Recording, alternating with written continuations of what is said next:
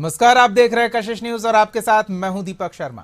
कार्यकर्ताओं के कंधे पर सवार होकर नेताजी ऊंचे ऊंचे ओहदे हासिल करते गए, लेकिन जब नेताजी का मन और ऊंचे उड़ान को मचला तो कार्यकर्ताओं के कंधे का सहारा लेकर दबाव में होने का हवाला देकर बंद कमरे में आमने सामने नहीं बल्कि मंच से अपने मन की बात कार्यकर्ताओं के मुंह से कहे जाने का मंचन करते हुए मांग सामने रख दिया।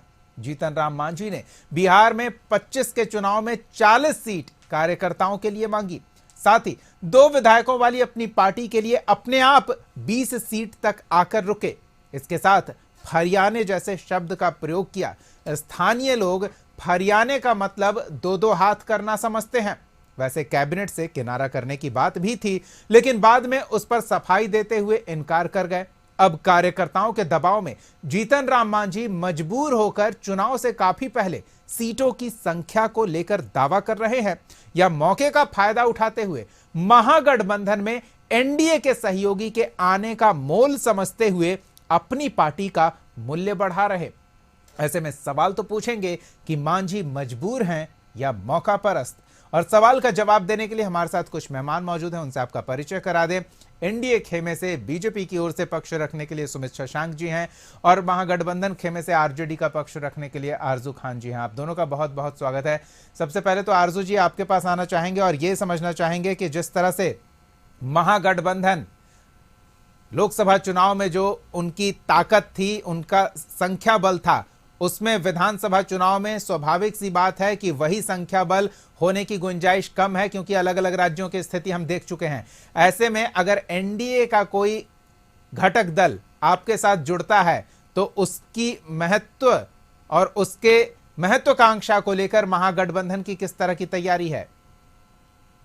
देखिए, सबसे पहले तो मैं बता दूं कि आपको ये पता होगा दीपक जी की लार्जेस्ट पार्टी बिहार की कौन है? राष्ट्रीय जनता दल की उस वक्त में लार्जेस्ट पार्टी थी और उसको जनता ने जनादेश दिया था।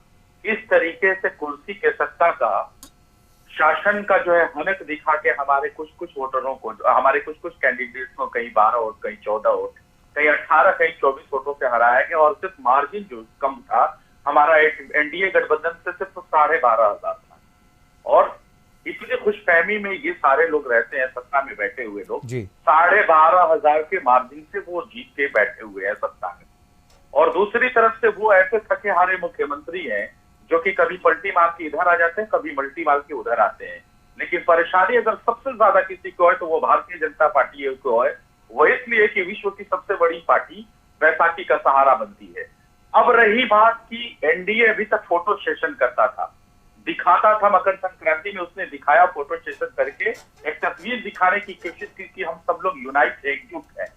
लेकिन पता चलता है कि पशुपति पारस चचा कुछ दिनों तक वो हिस्सा थे एनडीए का, अब वो खुद आके देते हैं, सफाई देते हैं और कहते हैं कि मुझे पूछा नहीं जा रहा है, मुझे इस्तेमाल किया गया और उसके बाद फिर डस्टबिन में डाल दिया गया।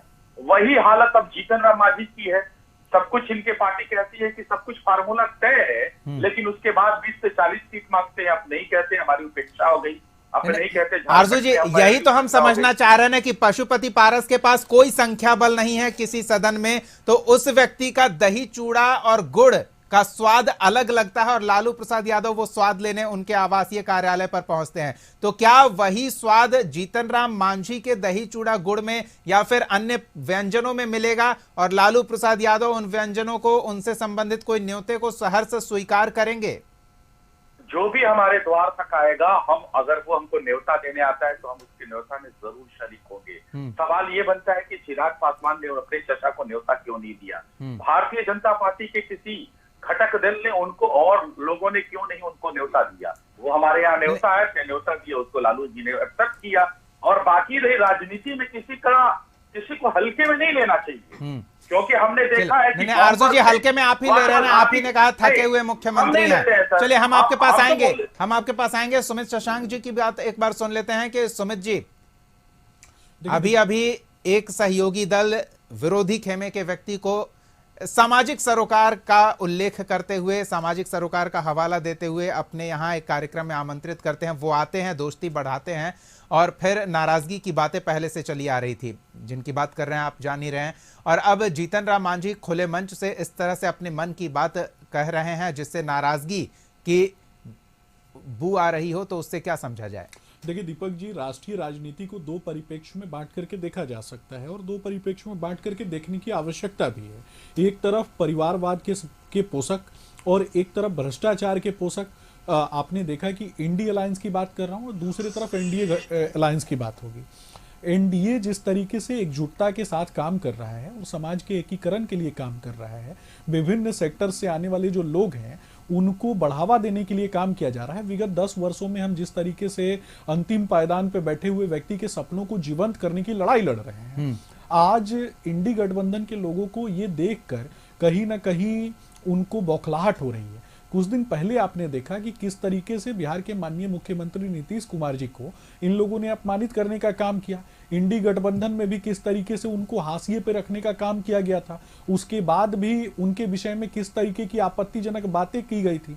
आज जब हमारे नेता, खास करके एनडीए गठबंधन के जो हमारे नेता हैं, माननीय जीतन राम मांझी जी के विषय में बात हो रही है, तो माननीय जीतन राम मांझी जी को जब एमएसएमई मंत्रालय दिया गया, उनको एमएसएमई मंत्रालय का मंत्री बनाया गया, तब प्रधानमंत्री नरेंद्र मोदी जी ने, जो कि उनके अपने शब्द हैं, उन्होंने कहा कि प्रधानमंत्री नरेंद्र मोदी जी ने कहा कि मैं अपने सपनों का मंत्रालय दे रहा हूं। सपनों का मंत्रालय क्यों?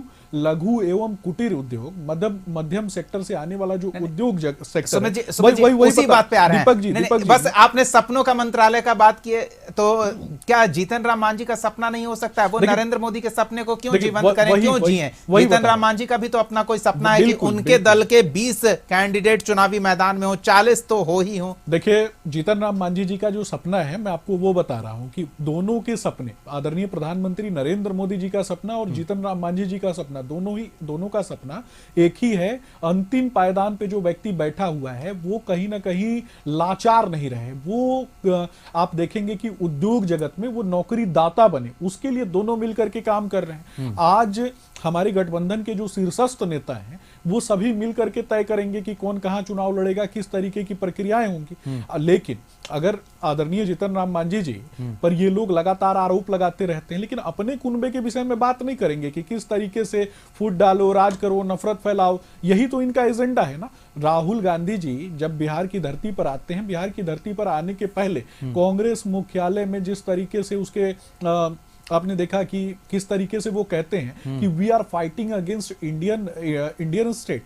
तो जो व्यक्ति इंडियन स्टेट से लड़ाई करने की बात करता है और बिल्कुल आरजू जी, ये मुद्दा है, देश के खिलाफ लड़ने की कोई बात करता है, हम आज उस विषय पर बात नहीं कर रहे हैं।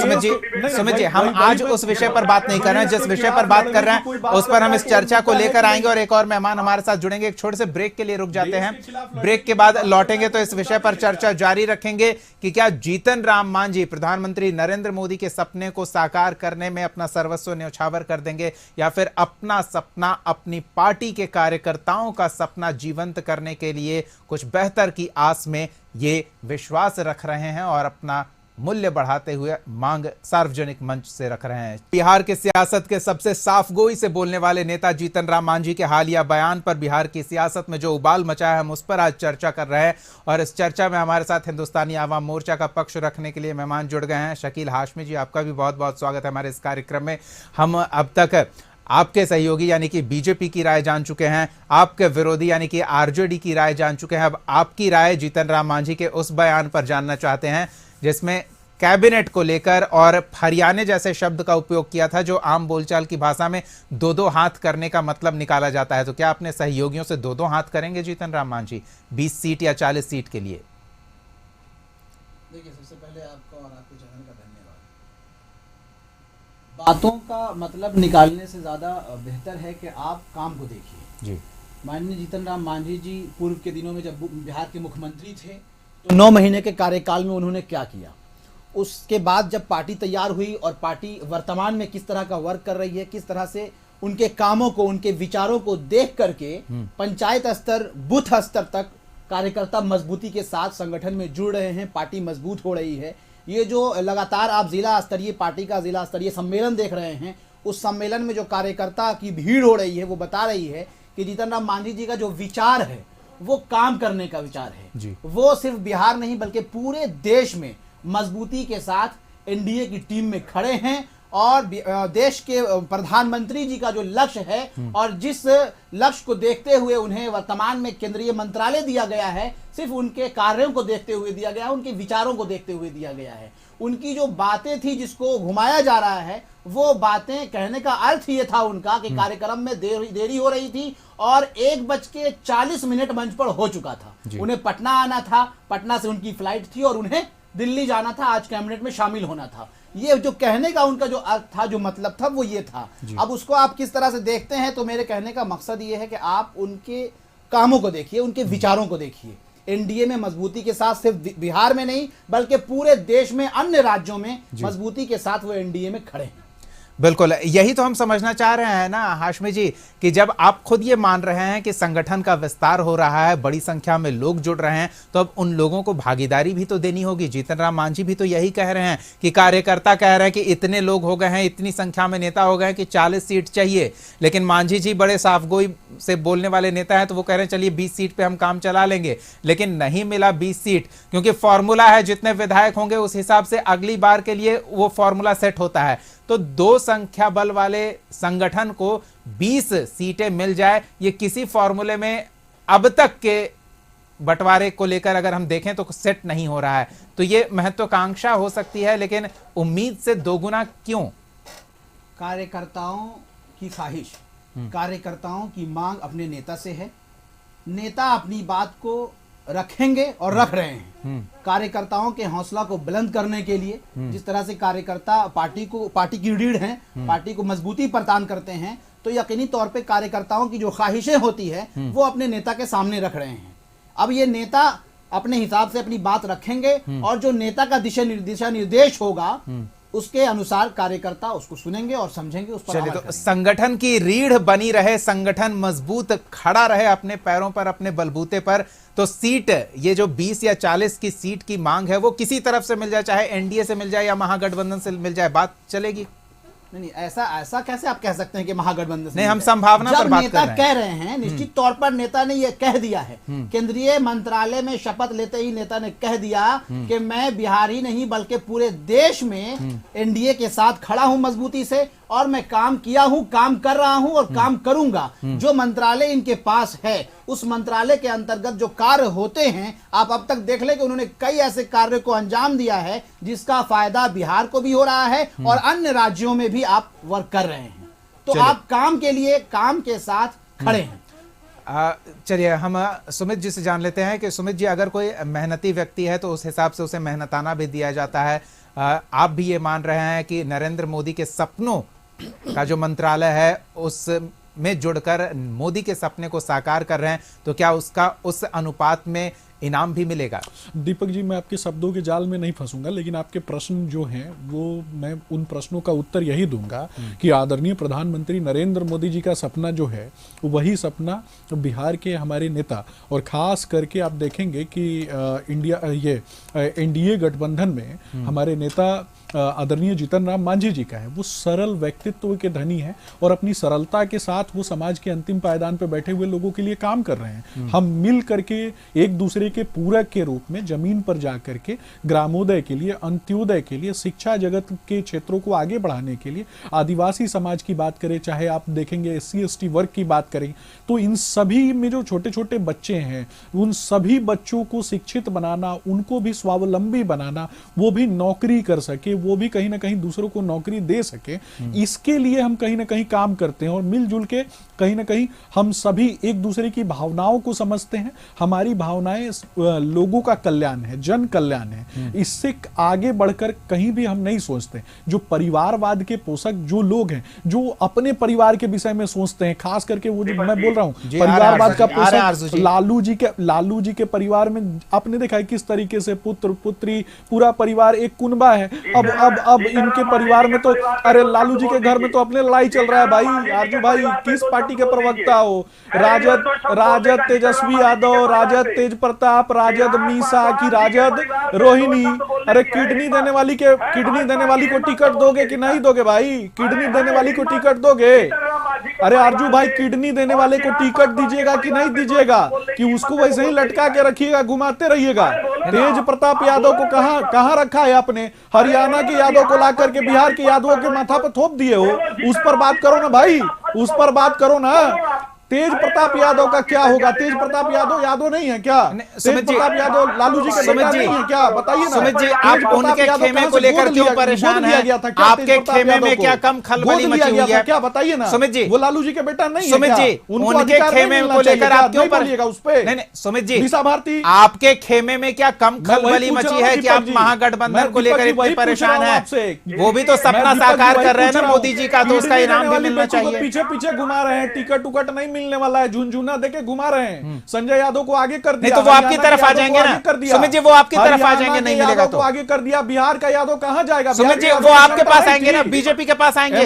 क्यों परेशान हो रहे हैं? मुसलमानों में लेकिन आप इस बात की चिंता कीजिए कि अगर मांझी जी उधर चले गए तो हरियाणा के व्यक्ति को बना दिया, बिहार का कोटा छीन सुमित जी, उस पर सुमित जी, नहीं। ठीक है, आरजू जी की बात सुन लेते हैं। खड़ा होना पड़ता है, आरजू जी नहीं आती है। लालू जी का बेटा अब संजय यादव के पीछे खड़ा रहेगा। नहीं, सुमित जी, लालू जी का बेटा संजय यादव, सुमित जी एक सेकंड रहेगा। नहीं, वो कहाँ रहेंगे? वो उनकी परेशानी है ना, आप क्यों उनके लिए परेशान है? आप उन्हें अपने साथ ले आइए, अपनी पार्टी में ले आइए, पार्टी का प्रदेश अध्यक्ष बना दीजिए, सीएम कैंडिडेट अपना बना दीजिए। समीकरण बनाया, तुमने बताया कि एमवाई समीकरण बनाया है, तो बिहार के यादवों को जगह कहां दिया? नहीं, आप दे रहे हैं ना, विकल्प हो जाएगा जी। लालू जी के बेटा का विकल्प हो जाएगा। आज तो जीतन राम मांझी जी के साथ, आज जीतन राम मांझी जी के साथ पूरा बिहार। सुमित जी, अब एक सेकंड, अंतिम पायदान पर बैठा व्यक्ति खड़ा है। आदरणीय प्रधानमंत्री नरेंद्र मोदी जी के सपनों को सुमित जी जीवंत करने के कुछ लिए पता ही नहीं चल रहा है। नहीं, किसी की आवाज पता नहीं चल रही है, कौन क्या बोल रहा है ये स्पष्ट नहीं हो पा रहा है। सुमित जी एक सेकंड, आप रुक जाइए। सुमित जी एक सेकंड, आप रुक जाइए। आरजू जी रुक जाइए। सुमित जी देखिए, इस तरह से किसी की आवाज नहीं जा पा रही है, दर्शक समझ नहीं पा रहे हैं कि कौन क्या बोल पाएंगे। मुझे बोलने नहीं दिया जा रहा है दीपक भाई। बिल्कुल आपको समय दे रहे हैं ना, फिर आपके पास आएंगे। आरजू जी की प्रतिक्रिया एक बार ले लेते हैं और फिर आपके पास आएंगे कि आप अपने खेमे की चिंता क्यों नहीं कर रहे हैं। आरजू जी, मुकाबले में सामने वाले को कमजोर करने का दो जरिया होता है। एक तो अपनी ताकत बढ़ाएं, खा पीकर मजबूत हो जाएं, अपने कार्यकर्ता अपने संगठन को मजबूत कर लें। दूसरा है विरोधी खेमे से कुछ अपने तरफ मिला लें तो वो कम भी होंगे और आपकी ताकत भी बढ़ेगी। तो ये विकल्प क्या आरजेडी ने खुला रखा है, महागठबंधन ने खुला रखा है? और अगर खुला रखा है तो सीट बंटवारे में वो दरिया दिली दिखेगी? सबसे बड़ी बात है दीपक जी, हम सब लोग सम्मानित व्यक्ति हैं, और अगर भाषा की गिरावट इतनी होगी, एक प्रवक्ता तुम तड़ाक पे अगर आ जाएगा, तो मैं ये समझता हूं कि हमारे समाज के लिए गाली गलौज की राजनीति करते हो आरजू भाई, आप गाली गलौज की राजनीति करते हो। दूसरे चैनल पे हुए डिबेट्स को देख लीजिएगा ना। सुमित जी एक बार सुन लेते हैं उनकी बात। आरजू जी ठीक है, आगे बोलिए, आपकी बात आ गई। गाली गलौज की राजनीति के लिए जाने जाता है आरजेडी को, गाली गलौज की राजनीति के लिए जाना जाता है आरजेडी को। सुमित जी एक सेकंड, गाली गलौज से ऊपर नहीं उठोगे आप। से जुड़ी बात रखिए ना। देखिए मैं स्पष्ट रूप से नहीं दीपक मुद्दे पर क्या जीतन राम मांझी को आप अपने साथ बरकरार रखने के लिए गलौज की राजनीति से राजद कभी ऊपर नहीं उठ सकती है। जब मैं कहता हूं, जब दिल्ली में बीजेपी नेताओं पर यह आरोप जानकारी मांगता हूं, इनसे जानकारी मांगता हूं, तो उसके बाद ये आरोप लगाने लगते हैं दूसरे चैनल। हम भी तो आपसे वही जानकारी मांग रहे हैं ना। आप आरजेडी की ज्यादा जानकारी रख रहे हैं और अपने पक्ष की कम जानकारी रख रहे हैं। चलिए मैं पूछ रहा हूं ना, उस चीज का जवाब दीजिए ना। हमारे कुनबे में क्या चल रहा है, आपको क्या समझ? वही तो आप जानना चाह रहे हैं। मैं वही पूछ रहा हूं। वो नहीं जानना चाह रहे हैं ना। आरजू जी इस पार्टी का मतलब नहीं है। तुम तड़ाक बुरा लगता है और दूसरे के साथ तुम तड़ाक करते हो तो उस समय बुरा नहीं लगता है। आज तुम तड़ाक बुरा लग रहा है, जब दूसरे के साथ तुम तड़ाक करते हो, गाली बकते हो, तो उस समय बुरा नहीं लगता है। गुंडा पार्टी के प्रवक्ता हो, अच्छा लगता है। और कोई इधर उधर क्या बदतमीज तुम हो भाई। चलिए ठीक है, इस तरह से चर्चा संभव नहीं है और वक्त भी पूरा हो चुका है। तो हम उम्मीद करते हैं कि दर्शक हिंदुस्तानी आवाम मोर्चा के प्रतिनिधि की बात समझ गए होंगे। क्या उन्होंने कहा है, संगठन के नेता क्या चाह रहे हैं, उनकी भावनाओं को जनता तक पहुंचाने के बीच में जो माध्यम के कारण शब्दों का मायने बदल गया है वो अब स्पष्ट कर दिया गया है। तो देखते हैं आगे क्या होता है, क्योंकि चुनाव में हर दल की अपनी महत्वाकांक्षा है, हर नेता की अपनी महत्वाकांक्षा है, अपने कार्यकर्ताओं की महत्वाकांक्षा को पूरा करना है ताकि संगठन मजबूत बना रहे। लेकिन साथ में कौन रहेगा, ये सवाल खड़ा हो गया है और ये सवाल तब सुलझेगा जब चुनाव का वक्त होगा। हमारी नजर तब तक बनी रहेगी। इस तरह के बयानों से, इस तरह की चर्चा को हवा मिलती है धुआं उठ रहा है तो चिंगारी भी होगी। बहुत बहुत धन्यवाद सुमित शशांक जी, आरजू खान जी और शकील हाशमी जी अपना समय देने के लिए, हमारे साथ जुड़ने के लिए। अगले एपिसोड में एक और सवाल के साथ हम फिर मौजूद रहेंगे। तब तक के लिए देखते रहिए कशिश न्यूज।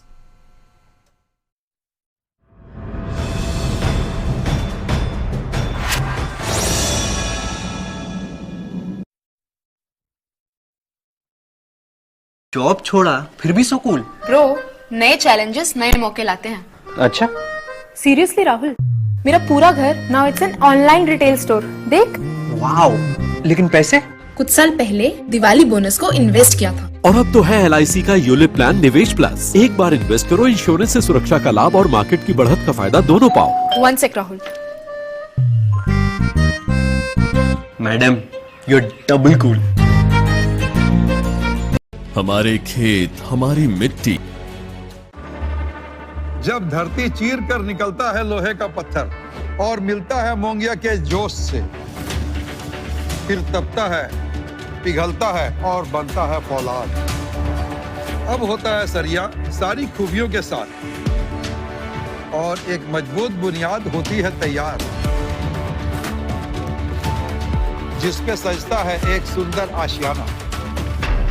मोंगिया स्टील, मजबूत देश का मजबूत सरिया।